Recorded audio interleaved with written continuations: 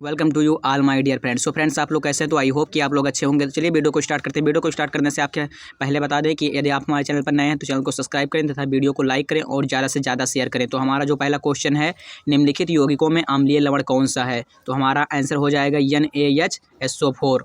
और दूसरा क्वेश्चन है, क्षारीय विलयन का पीएच मान है। तो क्षारीय विलयन का पीएच मान होता है 0 होता है, 7, 7 से कम या 7 से अधिक। तो हमारा आंसर हो जाएगा 7 से अधिक, यानी क्षारीय विलयन का पीएच मान 7 से अधिक होता है, जो कि 2020 के परीक्षा में पूछा गया है। हमारा अगला क्वेश्चन, निम्नलिखित में से कौन सा तत्व अम्ल के साथ संयोग करके हाइड्रोजन गैस निकालता है? यानी किस तत्व की हाइड्रोजन से संयोग होता है तो हाइड्रोजन गैस निकलती है? कौन सा अम्ल तत्व के साथ अभिक्रिया करके हाइड्रोजन गैस निकालता है? क्लोरीन, तांबा, जस्ता, सल्फर। तो हमारा आंसर हो जाएगा ऑप्शन सी, जस्ता। अगला क्वेश्चन, निम्नलिखित में से कौन सी धातु अम्ल से हाइड्रोजन विस्थापित करती है? निम्नलिखित में से कौन सी धातु अम्ल से हाइड्रोजन विस्थापित नहीं करती है? तो हमारा आंसर हो जाएगा Cu, कापर।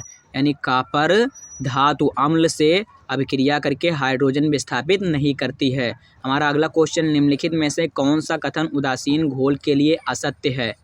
असत्य है, यानी मोस्ट इम्पोर्टेंट हमारा इस क्वेश्चन में है कि निम्नलिखित में से कौन सा कथन उदासीन घोल के लिए असत्य है?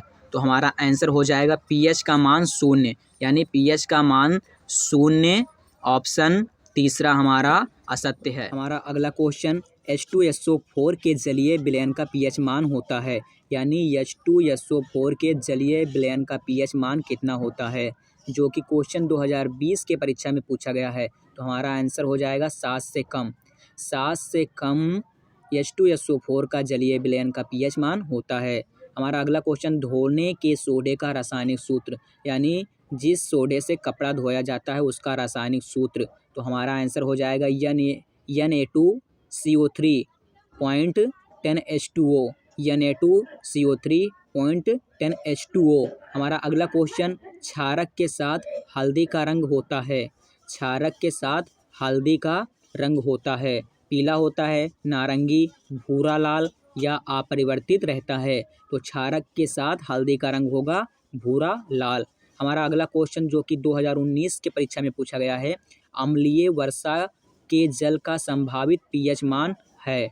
अम्लीय वर्षा का जो जल होता है उसका संभावित पीएच मान कितना होता है? तो हमारा आंसर हो जाएगा 5.2। 5.2 अम्लीय वर्षा के जल का संभावित पीएच मान होता है। हमारा अगला क्वेश्चन, बेकिंग सोडा यानी बेकिंग पाउडर को गर्म करने से कौन सी गैस निकलती है? बेकिंग पाउडर को जब गर्म करेंगे तो कौन सी गैस निकलेगी? तो हमारा आंसर हो जाएगा CO2, carbon dioxide gas baking powder को गर्म करने पर निकलती है। हमारा अगला क्वेश्चन, सल्फ्यूरिक अम्ल में अम्लीय हाइड्रोजन परमाणुओं की संख्या है। सल्फ्यूरिक अम्ल में अम्लीय हाइड्रोजन परमाणुओं की संख्या है। तो हमारा आंसर हो जाएगा 2। सल्फ्यूरिक अम्ल में अम्लीय हाइड्रोजन की संख्या होती है 2। हमारा अगला क्वेश्चन, एक विलयन का पीएच मान 3 है तो विलयन होगा अम्लीय होगा, क्षारीय होगा, उदासीन होगा या इसमें से कोई नहीं होगा? एक विलयन का पीएच मान 3 है तो विलयन कैसा होगा? तो हमारा आंसर हो जाएगा अम्लीय, यानी किसी विलयन का पीएच मान 3 है तो वह विलयन, पीएच मान उसका 3 है तो वह विलयन होगा अम्लीय। हमारा अगला क्वेश्चन, सल्फर डाइऑक्साइड का जलीय विलयन होता है। सल्फर डाइऑक्साइड का जलीय विलयन होता है अम्लीय। अगला क्वेश्चन, एक तत्व यम के कार्बोनेट का सूत्र, एक तत्व यम यानी एक तत्व हमारा यम है, उसके कार्बोनेट का सूत्र होता है MCO3 है, तो इसके क्लोराइड का सूत्र होगा MCl2। अब हमारा अगला क्वेश्चन, है, धावन सोडा का रासायनिक सूत्र व 2 उपयोग लिखिए। तो धावन सोडा का जो रासायनिक सूत्र होता है Na2CO3.10H2O, धावन सोडा का रासायनिक सूत्र होता है। और इसका उपयोग कहाँ कहाँ किया जाता है? तो धावन सोडा का उपयोग कठोर जल को मृदु करने में धावन सोडा का प्रयोग होता है।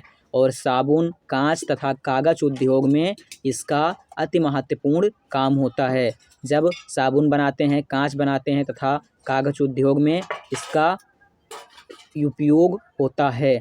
हमारा अगला क्वेश्चन, बेकिंग सोडा का रासायनिक नाम व सूत्र लिखिए। तो बेकिंग सोडा सोडियम बाइकार्बोनेट, इसका रासायनिक नाम होता है सोडियम बाइकार्बोनेट और इसका सूत्र होता है NaHCO3 सोडियम बाइकार्बोनेट। हमारा अगला क्वेश्चन, रेफ्रिजरेटर में प्रयुक्त किए जाने वाले कृत्रिम संश्लेषित रसायन का नाम लिखिए। यानी फ्रीज में प्रयोग किए जाने वाले कृत्रिम संश्लेषित रसायन का नाम लिखिए।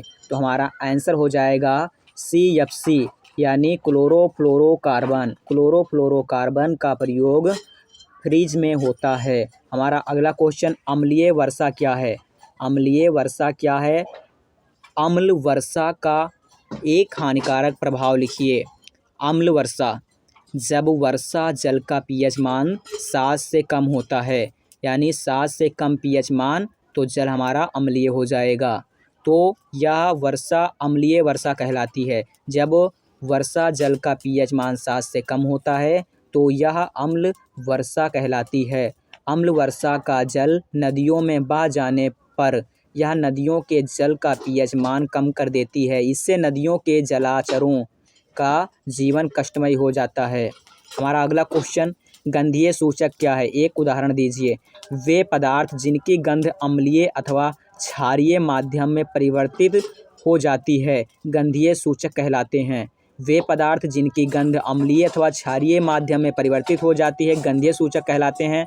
जैसे प्याज, वैनिला और प्याज जिसके मोस्ट इम्पोर्टेंट एग्जाम्पल हैं। अगला क्वेश्चन, उस पदार्थ का नाम लिखिए। उस पदार्थ का नाम लिखिए और रासायनिक सूत्र लिखिए जिसका उपयोग डॉक्टर टूटी हुई हड्डियों को सही जगह पर स्थित रखने के लिए करते हैं। तो हमारा पदार्थ हो जाएगा, उस पदार्थ का नाम है प्लास्टर ऑफ पेरिस तथा उसका रासायनिक सूत्र है CaSO4.12H2O है। और अगला क्वेश्चन, हमारा क्वेश्चन, जल में घुलकर अम्ल कौन सा धनायन बनाते हैं? जल में घुलकर अम्ल कौन सा धनायन बनाते हैं? तो हमारा आंसर हो जाएगा hydrogen ion. H+ hydrogen ion जल में घुलकर अम्ल बनाते हैं। अगला क्वेश्चन, ऐसे 2 क्षारकों के नाम लिखिए जो क्षार भी हों। ऐसे 2 क्षारकों के नाम लिखिए जो क्षार भी हों। KOH पोटेशियम हाइड्रोक्साइड और सोडियम हाइड्रोक्साइड 2 ऐसे क्षारक हैं जो क्षार भी हैं। हमारा अगला क्वेश्चन, 3 अम्ल क्षार सूचकों के नाम लिखिए। 3 अम्ल क्षार सूचकों के नाम लिखिए। तो हमारा आंसर हो जाएगा लिटमस पेपर, मेथिल ऑरेंज और फिनाल्फेथिन। ये हमारे 3 आंसर हो जाएंगे। हमारा अगला क्वेश्चन, सूचक क्या है? कुछ सूचकों का नाम लिखो। तो आंसर हो जाएगा वे पदार्थ जो विभिन्न पदार्थों की प्रकृति के संबंध में सूचना देते हैं। सूचक पदार्थ वे पदार्थ जो विभिन्न पदार्थों की प्रकृति में संबंध में सूचना देते हैं सूचक कहलाते हैं। सूचक अम्लीय तथा क्षारीय माध्यमों में विभिन्न रंग देते हैं। सूचक अम्लीय तथा क्षारीय माध्यमों में विभिन्न रंग देते हैं। लिटमस, मेथिल ऑरेंज, फिनाल प्लेथिन आदि सूचक हैं। इसमें मोस्ट इम्पोर्टेंट जो हैं इसमें हैं लिटमस, मेथिल ऑरेंज, फिनाल और प्लेथिन आदि सूचक जो कि अम्लीय तथा क्षारीय दोनों माध्यम में अलग अलग रंग देते हैं। हमारा अगला क्वेश्चन है, 1 विलयन में हाइड्रोजन आयन सांद्रता H+ 1.0 N है। विलयन का pH मान तथा उसकी प्रकृति क्या है? तो 1 विलयन में हाइड्रोजन आयन सांद्रता कितनी है? 1.0 N। तो विलयन का pH मान 0 तथा उसकी प्रकृति अम्लीय होगी। विलयन का pH मान 0 और उसकी प्रकृति अम्लीय होगी। हमारा अगला क्वेश्चन, सार्वत्रिक सूचक क्या है? सार्वत्रिक सूचक क्या है? तो सार्वत्रिक सूचक विभिन्न सूचकों के मिश्रण होते हैं, यानी बहुत से जब सूचक मिलाए जाते हैं तब एक सार्वत्रिक सूचक बनता है। सार्वत्रिक सूचक दिए गए किसी विलयन में हाइड्रोजन आयन सांद्रता की विभिन्न स्थितियों में विभिन्न रंग प्रदर्शित करते हैं। सार्वत्रिक सूचक के क्या लाभ हैं? यानी ये जो 3-4 मोस्ट इम्पोर्टेंट क्वेश्चन हैं ये पेपर में पूछे जा सकते हैं। ये 4 नंबर का क्वेश्चन है क्योंकि सार्वत्रिक सूचक क्या है, सार्वत्रिक सूचक के लाभ बताइए और इसमें बताया गया है विलयन, और ऊपर एक सूचक का है। तो सूचक, सार्वत्रिक सूचक और सार्वत्रिक सूचक के लाभ, ये तीनों क्वेश्चन मोस्ट इंपॉर्टेंट हैं। सार्वत्रिक सूचक के क्या लाभ हैं? तो हमारा आंसर हो जाएगा सार्वत्रिक सूचक से किसी अम्ल अथवा क्षार की प्रबलता की जानकारी होती है कि कौन सा क्षार कितना प्रबल है और कौन सा अम्ल कितना दुर्बल है। हमारा अगला क्वेश्चन, वाशिंग सोडा की प्रकृति कैसी है, इसका लिटमस पर क्या प्रभाव पड़ता है? तो वाशिंग सोडा की प्रकृति क्षारीय है, यह लाल लिटमस को नीला कर देता है। वाशिंग सोडा लाल लिटमस को नीला कर देता है। हमारा अगला क्वेश्चन, क्रिस्टलीय सोडियम कार्बोनेट का सूत्र लिखो। क्रिस्टलीय सोडियम कार्बोनेट का सूत्र लिखो। तो हमारा आंसर हो जाएगा Na2CO3.10H2O। हमारा अगला क्वेश्चन, मधुमक्खी के डंक मारने पर क्या उपचार करना चाहिए? ये तो मोस्ट इम्पोर्टेंट क्वेश्चन है कि मधुमक्खी के डंक मारने पर क्या उपचार करना चाहिए। तो हमारा आंसर हो जाएगा डंक मारे गए स्थान पर दुर्बल क्षारक अम्ल बेकिंग सोडा को मल देना चाहिए। और अगला क्वेश्चन हमारा, निम्नलिखित में प्रबल अम्ल तथा प्रबल क्षार बताइए। तो हमारा निम्नलिखित में प्रबल अम्ल और प्रबल क्षार बताइए। तो इस क्वेश्चन का आप लोग कमेंट में आंसर लिखेंगे 2NH4OH। अगला हमारा HCl या सोडियम हाइड्रोक्साइड या H2CO3। तो इन चारों में से कोई एक आंसर हो सकता है। आप लोग कमेंट में आंसर ज़रूर बताइएगा। हमारा अगला क्वेश्चन, किसी पदार्थ X का उपयोग सफ़ेदी के लिए होता है। कोई पदार्थ हमारा X है, इसका उपयोग सफ़ेदी के लिए होता है। तो ऑप्शन है का, यानी का नंबर हमसे पूछा गया है कि पदार्थ यक्स का नाम तथा उसका रासायनिक सूत्र लिखिए। कोई पदार्थ यक्स है, उसका यूज होता है सफ़ेदी के लिए, तो उस पदार्थ का नाम व सूत्र लिखिए। और दूसरा हमें क्या बताना है, यक्स की जल के साथ अपक्रिया लिखिए। तो हमारा एक्स पदार्थ जो है उसका नाम होगा कैल्शियम ऑक्साइड।